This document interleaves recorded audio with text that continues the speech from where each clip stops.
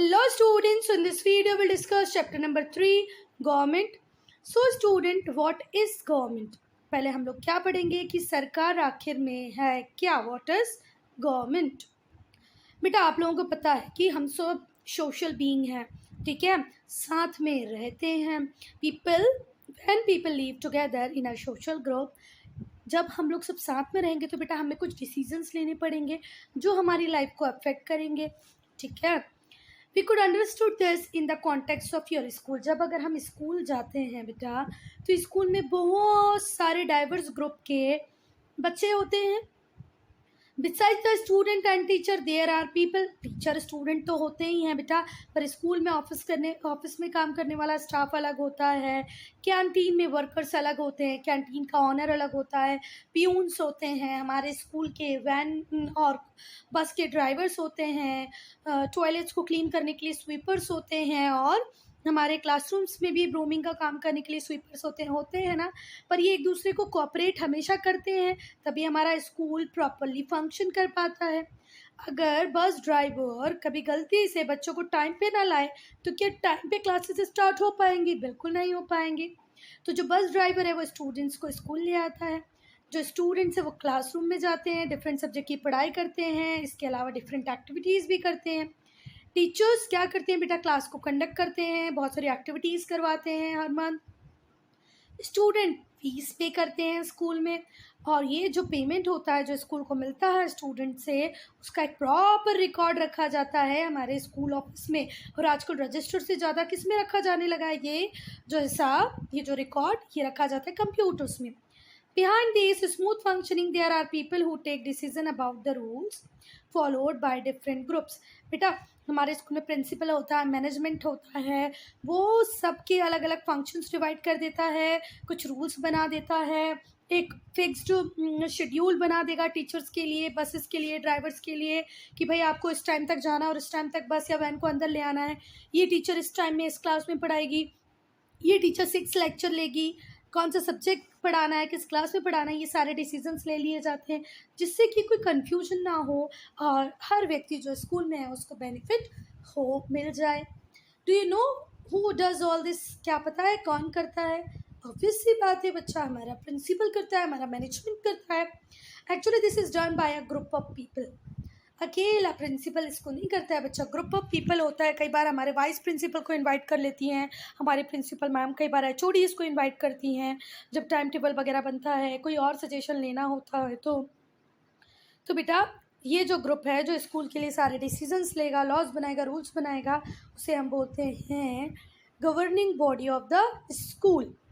इसी तरह हर कम्युनिटी, उसका नेबरहुड, विलेज हो, सिटी हो, इसको भी कुछ लोग चाहिए पड़ते हैं, सेट ऑफ पीपल चाहिए पड़ते हैं, so that they can take day to day decision, day to day life decision, so that the city, village और द ऑर्गेनाइजेशन वर्क स्मूथली. इस चैप्टर में हम लोग वही देखेंगे कि भाई कौन है जो हमारी इतनी बड़ी कंट्री को रन कर रहा है, और हमारी कंट्री के लिए स्मूथ फंक्शनिंग कौन पॉसिबल बना पा रहा है.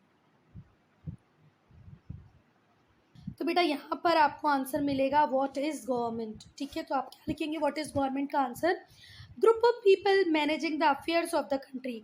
Group of people managing the affairs of the country is called government. एक बहुत ही प्यारी डेफिनेशन दी है बुक में, तो इसको बिल्कुल ऐसे ही लर्न कर लेना है. The group of people managing the affairs of the country is called government. The government take various decisions and perform various functions. हमारी सरकार बहुत सारे decisions लेती है, बहुत सारे functions perform करती हैं, जो कि हम पढ़ेंगे. क्या गवर्नमेंट की डेफिनेशन याद हो गई? What do you mean by government? A group of people managing the affairs of the country is called government. अब सरकार हमारे लिए क्या क्या करती है? हमारी गवर्नमेंट क्या करती है? Road, hospital, educational institution, park, museum, toilet, कौन बनवाती है बेटा? गवर्नमेंट ही बनवाती है ना. फॉर द पीपल, किसके लिए? लोगों के लिए. And makes arrangement for supplying electricity, cooking gas. क्या जो गैस एलपीजी सिलेंडर है हम बना के ला रहे हैं? नहीं. हमारे घर की इलेक्ट्रिसिटी हम बना रहे हैं? बिल्कुल नहीं. तो इनका अरेंजमेंट भी हमारी सरकार ही करती है. सोचो अगर रोड ना हो, गवर्नमेंट हॉस्पिटल्स ना हो, म्यूजियम ना हो, पार्क ना हो, तो क्या हम लोग हमारी जो डे टू डे लाइफ है उसको प्रॉपरली मैनेज कर पाएंगे? बिल्कुल नहीं कर पाएंगे. तो थैंक यू बोलो गवर्नमेंट को. गवर्नमेंट और भी डिसीजंस लेती है, जैसे कि पावर्टी को कैसे ख़त्म करना है, अनएम्प्लॉयमेंट को कैसे ख़त्म करना है। पावर्टी होता है बेटा गरीबी, और अनएम्प्लॉयमेंट का मतलब होता है बेरोजगारी। मतलब बेरोजगारी का मतलब काम की कमी है ना, बहुत सारे लोग घरों में बैठे हुए हैं, तो गरीबी को कैसे दूर करना है, अनएम्प्लॉयमेंट को कैसे दूर करना है। डिस्क्रिमिनेशन का मतलब होता है भेदभाव, जो सोसाइटी में भेदभाव है उसको कैसे ख़त्म करना है। इन सब के लिए भी हमारी जो गवर्नमेंट है वो डिसीज़न लेती है, इन सारी प्रॉब्लम से डील करती है, और good health service and education लोगों तक पहुंचाती है। अच्छा, गवर्नमेंट एक काम और करती है, वो क्या है, हमारी रेलवेज़। हम तो नहीं रन कर रहे, क्या हम बड़े बड़े लोकोमोटिव्स या ट्रेन के डब्बे खरीद सकते हैं? नहीं, तो उसको भी कौन रन कर रहा है? हमारी गवर्नमेंट। ट्रेन सर्विस है, बस सर्विसेज हैं, जो आप लोकल बसेस देखते हो, लोकल जो मेट्रोज देख रहे हो, ट्रेन देख रहे हो, पोस्टल सर्विसेज हैं, ये सब कौन रन कर रहा है बेटा? गवर्नमेंट। हम तो रन नहीं कर पाएंगे। फिर गवर्नमेंट क्या करती है बेटा? गवर्नमेंट लॉ एंड ऑर्डर को मेंटेन कर रही है। आपकी कंट्री में चोरियां ज़्यादा ना हो, मर्डर ज़्यादा ना हो, या हो ही ना, चोरी ना हो, मर्डर ना हो, इसका ध्यान भी कौन रखती है? हमारी गवर्नमेंट। इट मीन्स हमारी गवर्नमेंट हमें सेफ्टी भी प्रोवाइड कर रही है। For this purpose government employ some people as policeman, and law and order को मेंटेन करने के लिए सरकार किसको अपॉइंट करती है? पुलिसमैन को। तो जो पुलिसमैन होते हैं इनकी सैलरी कौन देती है? Government. The policeman are train to protect the other members of the society. Policeman को इस तरीके से ट्रेन किया जाता है कि वो जो हमारी सोसाइटी के दूसरे मेंबर्स हैं उनको सेफ रख सकें, प्रोटेक्शन दे सकें, क्राइम को प्रिवेंट कर सकें, चोरी ना हो, डकैतीज ना हो, चोरी ना हो, डकैतीज ना हो, मर्डर्स ना हो, इसका ध्यान कौन रखेगी बेटा? हमारी पुलिस। अब बेटा जो हमारी गवर्नमेंट है वो मेंटेन करती है आर्म्ड फोर्सेस को। जब भी चाइना हमसे लड़ेगा या पाकिस्तान हमसे लड़ेगा तो हम तो जाएंगे नहीं बेटा लड़ने। कौन जाता है यहाँ से? चाइना, यहाँ से पाकिस्तान। कौन हमारे देश की रक्षा करता है? तो वो करती है हमारी आर्म्ड फोर्सेस, जो हमारी बाउंड्रीज को डिफेंड करती हैं। ये पीसफुल रिलेशन भी मेंटेन कराने में हेल्प करती हैं दूसरी कंट्रीज से। गवर्नमेंट, हाँ बच्चा, कहीं फ्लड आ जाए, कहीं पर अर्थक्वेक आ जाए, कहीं पर वॉल्केनिक एरप्शन अगर हो जाए, कहीं पे ड्रॉट आ जाए, तो इन सब में जो रेस्क्यू वर्क है, लोगों को संभालने का काम है, उन्हें रिहेबिलिटेशन देना, फूड मेडिसिन देना, ये भी कौन करता है बच्चा? हमारी गवर्नमेंट ही करती है। फ्लड हो, स्ट्रॉम हो, अर्थक्वेक हो, सुनामी हो, लोगों को रिहेबिलिटेशन, घर, फूड, मेडिसिन सब सरकार ही देती है। It also provides aid in the form of health services देगी, फूड देगी, शेल्टर देगी अफेक्टेड पीपल को। जो अफेक्टेड पीपल है उनको रहने की जगह, भोजन, इलाज, हेल्थ सर्विसेज, ये सब सरकार ही देती है। तो देखा हमारी सरकार कितने सारे काम करती है। रोड बनाएगी, हॉस्पिटल बनाएगी, पावर्टी ख़त्म करेगी, गरीबी ख़त्म करेगी, बेरोजगारी ख़त्म करेगी, postal service, railway service, bus service देगी, हमारी कंट्री में लॉ एंड ऑर्डर को मेंटेन करेगी, बाउंड्रीज को सेफ रखेगी, आर्मी इनवाइट करके, और रेस्क्यू ऑपरेशन भी करेगी जब अर्थक्वेक, फ्लड, स्ट्रॉम आएगा तब। ठीक है, तो बेटा ये है हमारी रेलवेज और ये है हमारा पोस्ट ऑफिस, दोनों को ही कौन रन कर रही है? गवर्नमेंट। बेटा इतने दुनिया भर के काम अगर हमारी सरकार कर रही है तो it's required to make certain laws which all people have to obey, otherwise government will not be able to function properly. चलो, अब एक अच्छा टॉपिक है, इम्पॉर्टेंट है। पहले तो फंक्शंस गवर्नमेंट के इंपॉर्टेंट थे। If your ma'am will ask write down 5 functions of government, तो any 5 you can choose out of these 6 or 7 कि government is making road, health services, rescue operation, maintenance of law and order और army services. This you can include in your answer. Now one more question is there, why do we pay the government? Government को हमें क्यों पे करना है? बेटा आप लोग सोचो कि क्या रोड बनाना इतना आसान काम है? क्या रेलवेज के लिए लोको बनाना, मतलब इंजन बनाना, क्या आसान काम है? म्यूज़ियम की देख रेख करना क्या आसान काम है? बेटा हमारे घर में जो झाड़ू पोछे के लिए बाई आती है वही कितने अमाउंट में हमसे मनी कलेक्ट कर लेती है, ले लेती है ना, सिर्फ एक घर के झाड़ू पोछे करने के लिए। तो इतना बड़ा जब म्यूज़ियम होगा तो उसकी डस्टिंग, प्रॉपर उसमें क्लीनिनेस मैनेज करने के लिए एक स्टाफ की ज़रूरत होगी। तो बेटा सरकार के पास इतना पैसा कहाँ से आएगा कि वो इन सब चीज़ों को प्रॉपरली रन कर पाए? तो इन सब कामों के लिए सरकार को क्या चाहिए है भैया? Money. It collects this from the people, और वो कहाँ से कलेक्ट करती है? लोगों से। ये जो मनी लोगों से कलेक्ट की जाती है उसे हम बोलते हैं tax. The people are also required to pay for the use of facility, और कई बार टैक्स तो आप दोगे, पर कई बार जैसे आप रेलवे में बैठ रहे हो तो क्या बिना टिकट के बैठ पाओगे? नो, आपको टिकट लेनी पड़ेगी। म्यूज़ियम देखने जाओगे तो टिकट लेनी पड़ेगी। कई बार बहुत बड़े बड़े अम्यूज़मेंट पार्क हैं जहाँ बहुत अच्छे झूले बना रखे हैं, तो सरकार वहाँ पर भी एक नॉमिनल अमाउंट चार्ज करती है इन द फॉर्म ऑफ टिकट। तो आपको टिकट लेना पड़ता है अगर आप गवर्नमेंट म्यूज़ियम को देखने जाएं, किसी ट्रेन को बोर्ड करें। The money that you paid is use to maintain the facilities that government provided. बच्चा, इतनी बड़ी बड़ी चीज़ों को मैनेज करने में बहुत सारा पैसा लगता है, जो कि सरकार को किसके रूप में मिलता है? टैक्स के रूप में, जो आप पे करते हो। ठीक है, अगर आप बोलोगे मैडम ट्रेन के टिकट ले रहे हैं उसमें भी पैसा दें, फिर टैक्स भी दें, तो बेटा ज़रा सोचो। बाइक या स्कूटर से कोई छोटा भी डिस्टेंस ट्रैवल करोगे तो आपको कितना पैसा लगता है, और ट्रेन में कितने पैसों की आपको बचत हो जाती है। तो ये तो वो एक्सपेंसेस हुए। फिर ट्रेन को आप प्रॉपर्ली मेंटेन रखो, सीट्स को मेंटेन रखो। अगर एसी का डब्बा है तो प्रॉपर क्लीनिनेस के साथ आपको जो बेड शीट्स वगैरह मिलती हैं वो भी देना है। तो बच्चा पैसा तो लगता है। ये जितनी भी फैसिलिटीज़ के ऊपर हमने बात की, भले वो म्यूज़ियम हो, बस हो, ट्रेन हो, पब्लिक लाइब्रेरीज़ हों, स्कूल्स हों, इन सबको हम बोलते हैं बेटा public property. Public property does not belong to any one person. Public property किसी एक पर्सन को बिलोंग नहीं करती है, ये जॉइंट प्रॉपर्टी होती है, जिसके लिए हम सबको पे करना पड़ेगा, है ना, इसके मेंटेनेंस के लिए। हिस्टोरिकल मॉन्यूमेंट्स जितने भी हैं वो भी पब्लिक प्रॉपर्टी हैं। रेड फोर्ट हो या ताजमहल हो, इनकी भी प्रॉपर मेंटेनेंस करनी पड़ती है, उसके लिए भी मनी रिक्वायर्ड होती है। Now will discuss levels of government. तो पहले मैं मेरा वर्जन बता देती हूँ student, then will discuss the book. तो बेटा हमारी पूरी कंट्री की एक गवर्नमेंट होती है जिसको हम बोलते हैं सेंट्रल गवर्नमेंट, जिसके पास सबसे ज़्यादा पावर होती है। सेंट्रल गवर्नमेंट का जो लीडर होता है वो होता है प्राइम मिनिस्टर, और अभी हमारे प्राइम मिनिस्टर हैं नरेंद्र मोदी। किस पार्टी को बिलोंग करते हैं बेटा? BJP, Bharatiya Janata party. फिर सेंट्रल गवर्नमेंट से नीचे हमारी कंट्री में 28 स्टेट्स हैं और कुछ यूनियन टेरिटरीज़। तो सेंट्रल गवर्नमेंट गवर्न करती है, पर कुछ यूनियन टेरिटरीज़ ऐसी हैं जहाँ पर स्टेट गवर्नमेंट भी है। तो स्टेट गवर्नमेंट हर स्टेट की तो होगी बेटा, पर कुछ यूनियन टेरिटरीज़ की भी है। तो स्टेट गवर्नमेंट हमारे जो चीफ मिनिस्टर हैं वो हैं शिवराज सिंह चौहान। तो हमारे स्टेट के लिए जो मेजर डिसीजंस लेने का काम होगा वो करेंगे हमारे स्टेट गवर्नमेंट के मिनिस्टर, जिनका नाम है, जो हमारे सीएम हैं, शिवराज सिंह चौहान। आप लोग भी अपने स्टेट के सीएम का नाम लिखकर मेरी कमेंट सेक्शन में पोस्ट करेंगे, ठीक है? कमेंट सेक्शन में you have to post the name of your state CM, chief minister, ठीक है? आपके स्टेट गवर्नमेंट के चीफ मिनिस्टर का जो नाम है वो आपको मुझे लिख के बताना है। पीएम है हमारे बीजेपी के नरेंद्र मोदी, क्योंकि हम सबके एक कंट्री इंडिया, इंडिया का पीएम एक ही होता है, तो मैंने बता दिया भाई नरेंद्र मोदी।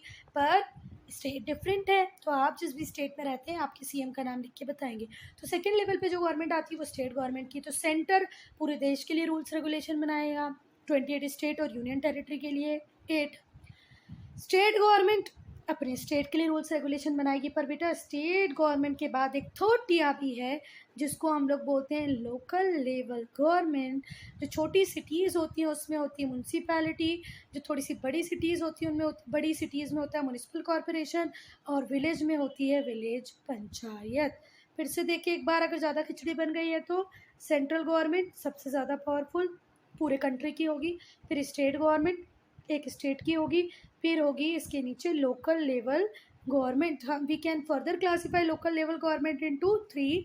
म्यूनिसिपल कॉरपोरेशन जो बड़ी सिटीज़ की होगी, बिग सिटीज़ की, म्यूनसिपैलिटी जो स्मॉल सिटीज़ की होगी, और विलेज पंचायत जो होगी किसकी बेटा? विलेज की। चलो अब बुक पे आ जाए। इंडिया में नेशनल लेवल पे और स्टेट लेवल पे गवर्नमेंट होती है। हमारे यहाँ लोकल लेवल गवर्नमेंट भी है, सिटीज़ में, टाउन्स में और विलेजेस में। जो गवर्नमेंट है वो नेशनल लेवल पे काम करती है, इसीलिए हम उसे सेंट्रल गवर्नमेंट बोलते हैं। सेंट्रल गवर्नमेंट के बाद हर स्टेट की अपनी गवर्नमेंट है जिसे हम स्टेट गवर्नमेंट बोलते हैं। उसके बाद लोकल सेल्फ गवर्नमेंट भी होती हैं, सिटीज़ की, टाउन्स की और विलेजेस की। Laws and the government. हम सबको पता है बच्चा कि गवर्नमेंट नियम बनाने का काम भी करती है। हमारे लॉज का मतलब होता है नियम कानून। कौन बनाती है? हमारी सरकार। अच्छा, तुम्हें पता है कि कौन सी सरकार करती है? ये सेंट्रल की करेगी, स्टेट की करेगी, लोकल लेवल की गवर्नमेंट करेगी। तो बेटा यहाँ पर एक हॉरिजॉन्टल डिस्ट्रीब्यूशन ऑफ पावर अलग है। जैसे हमने पढ़ा सेंट्रल गवर्नमेंट, स्टेट गवर्नमेंट और लोकल लेवल गवर्नमेंट, वैसे ही हॉरिजॉन्टली भी पावर डिस्ट्रीब्यूट है लेजिस्लेचर, एग्जीक्यूटिव और जुडिशरी के पास। तो बेटा ये जो लेजिस्लेचर होता है इसका काम होता है फ्रेमिंग ऑफ लॉज, नियम और कानून बनाना। एग्जीक्यूटिव का काम होता है इन नियम और कानून को इम्प्लीमेंट करवाना, फॉलो करवाना। और जुडिशरी होती है, वो देखती है कि जो लॉज बनाए जा रहे हैं वो कॉन्स्टिट्यूशन के अकॉर्डिंग बनाए जा रहे हैं कि नहीं, प्रॉपरली इम्प्लीमेंट कराए जा रहे हैं कि नहीं, कौन इसको इम्प्लीमेंट कौन इनको फॉलो कर रहा है। तो कोई प्रॉब्लम नहीं है। जो फॉलो नहीं कर पा रहा है उसके लिए पनिशमेंट और पेनाल्टी कौन लगाएगा बेटा? जुडिशरी। अच्छा चलो, अब हम देखेंगे कि ये जो लेजिस्लेचर है इसमें कौन कौन आता है। लेजिस्लेचर का मेन काम है लॉ बनाना। इसके अंदर आएगा बेटा हमारी लोकसभा, राज्यसभा, ठीक है। Its members are called MPs, member of Parliament. So student, the member of Lok Sabha and Rajya Sabha is known as MPs, member of Parliament. ये जो पार्लियामेंट होगी, ये जो भी नियम और कानून बनाएगी पूरे नेशन पे इक्वली फॉलो होंगे। हर स्टेट की भी अपनी लेजिस्लेचर होती है जो स्टेट के लिए लॉज बनाएगी, जो उस स्टेट में ही फॉलो होंगे। अगर मध्य प्रदेश गवर्नमेंट ने बनाया है तो मध्य प्रदेश गवर्नमेंट ही उसको एमपी में ही सिर्फ फॉलो करवा पाएगी, यूपी में या महाराष्ट्र में नहीं। आई बात समझे? महाराष्ट्र गवर्नमेंट अपने स्टेट के लिए बनाएगी। जो स्टेट लेजिस्लेचर होता है उसमें लेजिस्लेटिव असेंबली होती है और 6 स्टेट ऐसे हैं बच्चा जिनमें लेजिस्लेटिव काउंसिल भी है। तो आपको मुझे वो 6 स्टेट के नाम बताना है जहाँ पर लेजिस्लेटिव काउंसिल है। देखो जितने भी 28 स्टेट हैं उन सब में लेजिस्लेटिव असेंबली तो है, पर 6 स्टेट में लेजिस्लेटिव काउंसिल भी है। तो आपको वो 6 स्टेट का नाम मुझे बताना है कमेंट सेक्शन में। The member of state legislature assembly are called MLA. जो लोकसभा राज्यसभा के होते हैं वो होते हैं एमपी होते हैं, और जो लेजिस्लेटिव असेंबली इसके स्टेट लेजिस्लेटिव असेंबली के होंगे उन्हें हम बोलेंगे MLAs, member of legislative assemblies, MPs, member of parliament. अब बच्चा जो लॉ लेजिस्लेचर ने बनाया है वो इम्प्लीमेंट होगा, अप्लाई होगा। कौन इम्प्लीमेंट करेगा, कौन अप्लाई करेगा? हमारे एग्जीक्यूटिव, ठीक है। इंडिया में जो सेंट्रल एग्जीक्यूटिव है वो हेडेड बाय प्रेसिडेंट। उनको कौन हेड करता है? President of the country. All दो जो रियल वर्क है वो करते हैं प्राइम मिनिस्टर। प्रेसिडेंट तो नॉमिनल हेड होता है। नॉमिनल हेड का मतलब क्या होता है बेटा? नाम मात्र का हेड। बाकी पावर्स किसके पास होती है? प्राइम मिनिस्टर के पास होती है और काउंसिल ऑफ मिनिस्टर के पास होती है। तो रियल काम तो प्राइम मिनिस्टर और काउंसिल ऑफ मिनिस्टर करते हैं और इन सब में भी सबसे पावरफुल होता है हमारा पीएम। अगर एक स्टेट एग्जीक्यूटिव की बात करें तो वहाँ पर गवर्नर होता है, चीफ मिनिस्टर होता है और काउंसिल ऑफ मिनिस्टर होते हैं। पर एक गवर्नर के पास भी सिर्फ नॉमिनल पावर होती है, नॉमिनल हेडशिप होती है। बेसिक एक स्टेट की पावर होती है हमारे सीएम के पास। अब बात करेंगे, चलो हमने एग्जीक्यूटिव्स देख लिए, लेजिस्लेचर देख लिया, अब हम देखेंगे हमारे कोर्ट को। कोर्ट को जुडिशरी भी बोलते हैं। ये जब दो लोगों में डिस्प्यूट हो जाते हैं, मैं लड़ लूँ आपसे, एक स्टेट गवर्नमेंट लड़ ले दूसरे स्टेट गवर्नमेंट से, एक सेंट्रल गवर्नमेंट की लड़ाई हो जाए किसी स्टेट से किसी भी मैटर पे, या मैं लड़ लूँ किसी एक बड़ी ऑर्गेनाइजेशन से, तो भैया ये लड़ाई को सॉल्व कौन करवाएगी? हमारी जुडिशरी। तो डिस्प्यूट को सेटल करने का काम है जुडिशरी का। लॉज बनाएगी, ठीक है। और जो लॉज बनाएगी नहीं, जो बने हुए नियम हैं जो लेजिस्लेचर ने बनाए हैं उनको लोग ओबे कर रहे हैं, पालन कर रहे हैं कि नहीं, ये भी कौन देखता है? हमारी जुडिशरी। इंडिया के जुडिशरी में सुप्रीम कोर्ट है, हाई कोर्ट है और लोअर कोर्ट है। सुप्रीम कोर्ट, हाई कोर्ट और लोअर कोर्ट। बेटा हम एमपी में रहने वाले हैं, हमारा जो हाई कोर्ट है वो है जबलपुर में। आप जिस भी स्टेट में रहते हैं, दूसरा क्वेश्चन है आपका कि आप अपनी स्टेट के हाई कोर्ट कहाँ लोकेटेड है वो बताएंगे। देखो 2 क्वेश्चन हो गए अभी तक। पहला क्वेश्चन मैंने पूछा कि वो 6 स्टेट के नाम बताओ जहाँ पर लेजिस्लेटिव काउंसिल भी है। अब दूसरा क्वेश्चन मेरा है कि मैं रहती हूँ एमपी में तो हमारा हाई कोर्ट है जबलपुर में। अब आप लोग बताओ, आप जिस भी स्टेट में रहते हो, यूपी, महाराष्ट्र, ETC, आपको अपने स्टेट का नाम और अपने हाई कोर्ट का नाम लिख के देना है। तो सुप्रीम कोर्ट होता है जो कि दिल्ली में है, हम सबका एक ही है, इसीलिए मैं बता दे रही हूँ वो दिल्ली में है। और बहुत सारे लोकल कोर्ट, डिस्ट्रिक्ट कोर्ट भी होते हैं। लोअर कोर्ट्स होते हैं, लोकल बोला, लोकल नहीं बोलेंगे बेटा, लोकल कोर्ट क्या होता है, कुछ नहीं होता है। लोअर कोर्ट जो कि डिस्ट्रिक्ट में सिचुएटेड होता है। चलो चलो चलो, जो सुप्रीम कोर्ट है वो हाईएस्ट कोर्ट है हमारी कंट्री का, जो हाई कोर्ट है वो स्टेट का सबसे हाईएस्ट कोर्ट है। तो लेजिस्लेचर, एग्जीक्यूटिव और जो जुडिशरी है, ये 3 ऑर्गन हैं गवर्नमेंट के। सो स्टूडेंट, लेजिस्लेचर जो लॉ बनाएगा, एग्जीक्यूटिव जो उन लॉ को इम्प्लीमेंट कराएगा, और जुडिशरी जो ये चेक करेगी लॉज प्रॉपर बना है कि नहीं, इम्प्लीमेंट हुआ है कि नहीं, लोग उसको फॉलो कर रहे हैं कि नहीं कर रहे हैं, क्या पनिशमेंट है, ये क्लॉज है। तो इसका काम हो गया भैया punishment and penalty.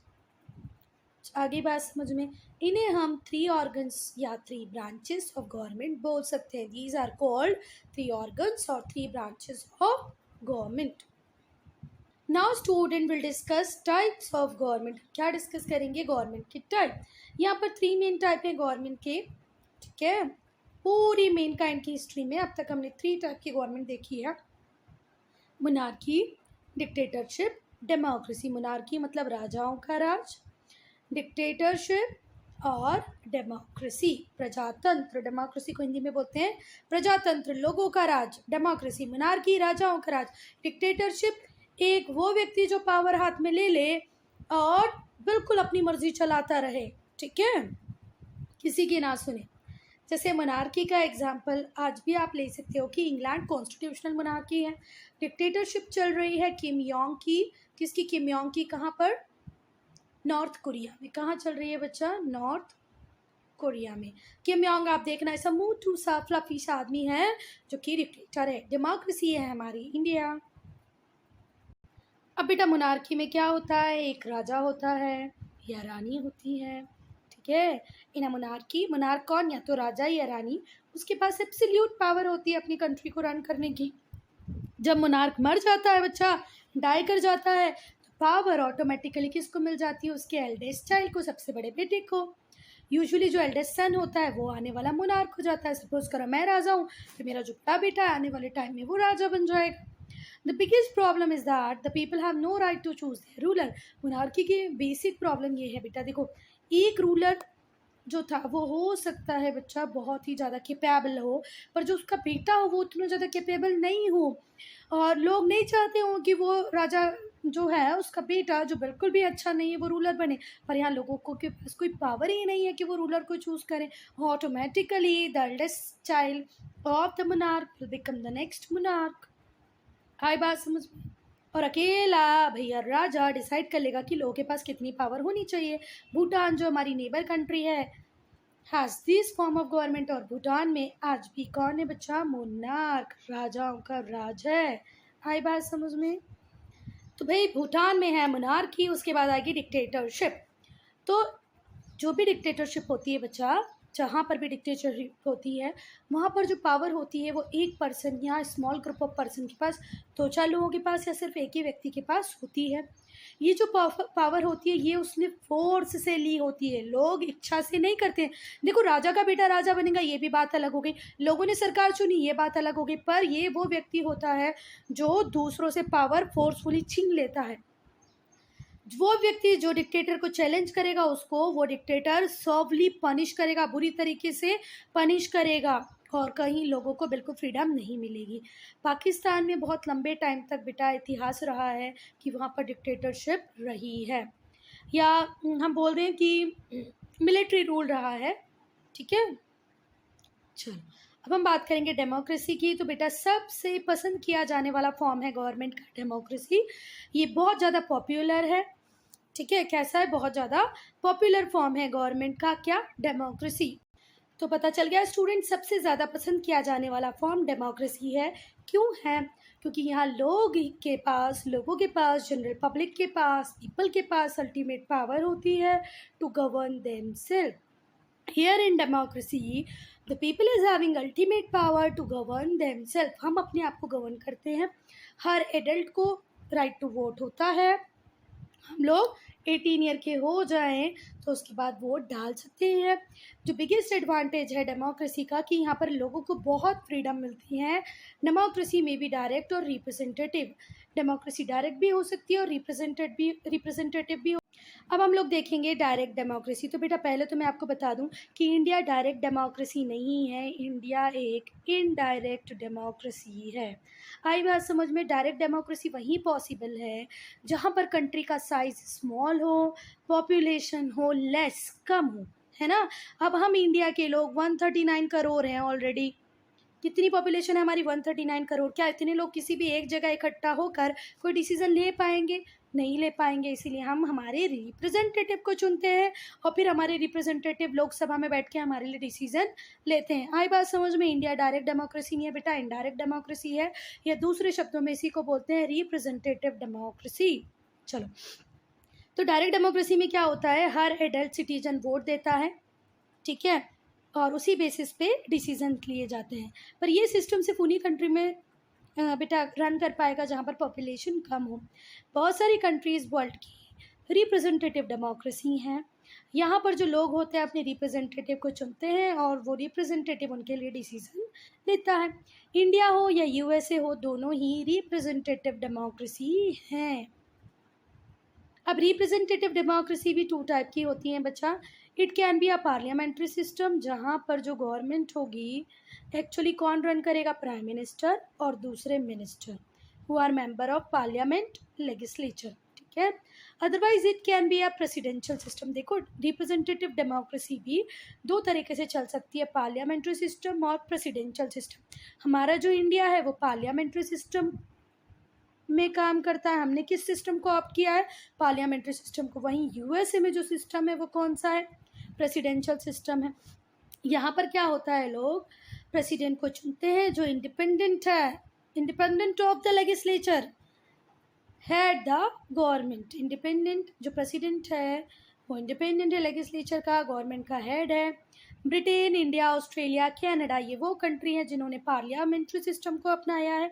Britain, India, Australia, Canada में पार्लियामेंट्री सिस्टम है बेटा, जहाँ पे प्राइम मिनिस्टर के पास सुप्रीम अथॉरिटी होती है।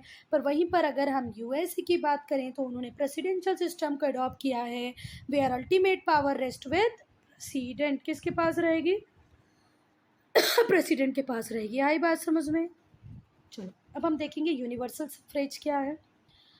यूनिवर्सल सफ्रेज, अगर हम बात करें यूनिवर्सल सफ्रेज की, the right to vote is called suffrage और फ्रेंचाइज। बेटा ये जो राइट टू वोट है, the right to vote in one word called suffrage और फ्रेंचाइज। याद रखना, what is suffrage? Right to vote. What is franchise? Right to vote.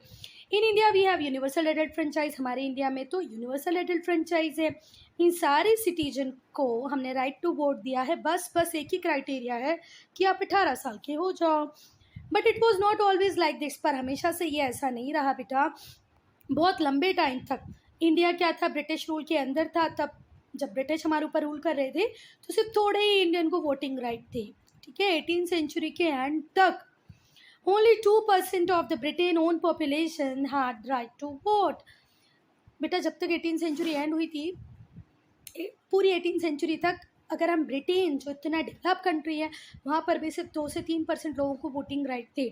Those who did not own property, वो लोग जिनके पास property नहीं है उन्हें वोट नहीं दिया जाता था, वोट देने नहीं दिया जाता था। वीमेन को तो बिल्कुल ही नहीं देने जाता था। Women could not vote because they did not have right to own property. Because हम लोग पैट्रियार्की में रहते हैं, where all the properties is registered on the name of the man only. Women के नाम पे कोई प्रॉपर्टी नहीं है तो उन्हें तो वोटिंग राइट मिलता ही नहीं था।